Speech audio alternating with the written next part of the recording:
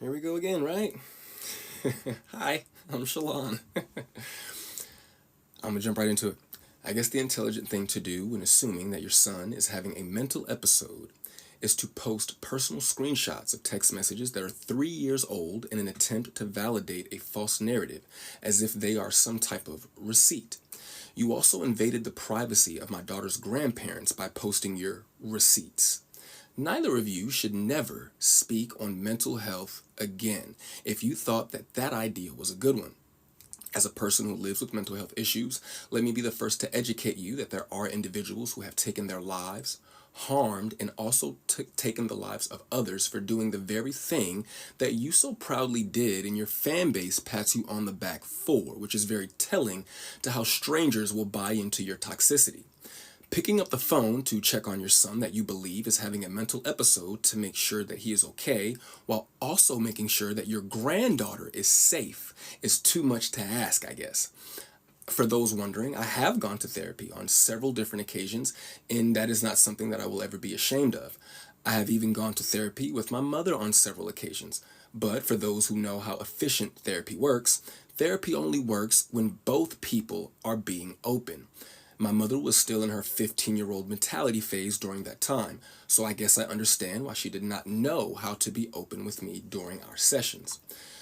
When a person becomes accustomed to being a victim and others get used to seeing them as one, they live their lives in a state of internalization, meaning you consistently receive another's approach as an attack, constantly putting you under the illusion that you need to always be on the defense, even in situations where there is no actual attack, just an acknowledgement of things already said by you. One should not feel attacked by an acknowledgement of the words that they stand on. You eventually become a passive aggressor. To address the men that had something to say in regards to men don't do what I'm doing, let me be very clear. How I man is none of your business. What and how I feed my family has no place on your plate. For every person that stated I should not have come to the internet, I would just like to ask, what do Club Shay Shay, the articles about my mother and I's relationship, the interviews about our relationship, and Instagram all have in common? Well, if you are competent, the internet. Furthermore, I did not expose my mother, nor did I badmouth my mother. I simply provided context to what was already being said about me, while also explaining why I don't speak to them directly. The reason those that feel negatively about what I said are just having a hard time differentiating between Nikki Parker and Monique. Please stop with the cornball idea that a celebrity can talk about a family member on the internet for years, but God forbid said family member says any one thing, and you all are outside with tiki torches and pitchforks defending not the actual person, but the idea of a person. These people are in an industry that is efficient at making money off of what is pretend. So, in essence, you are defending a character. I love my mother, and it took the birth of my daughter to help me begin to understand the value of a mother.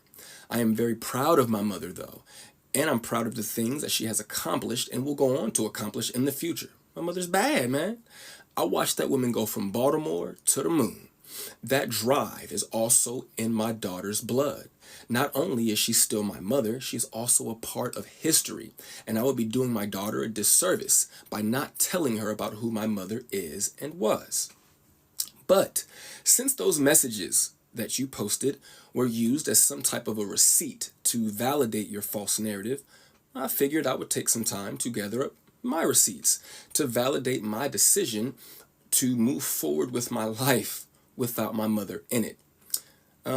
I do want to thank you all for listening for the now final time that I will ever address this topic, and I will leave you with my receipts.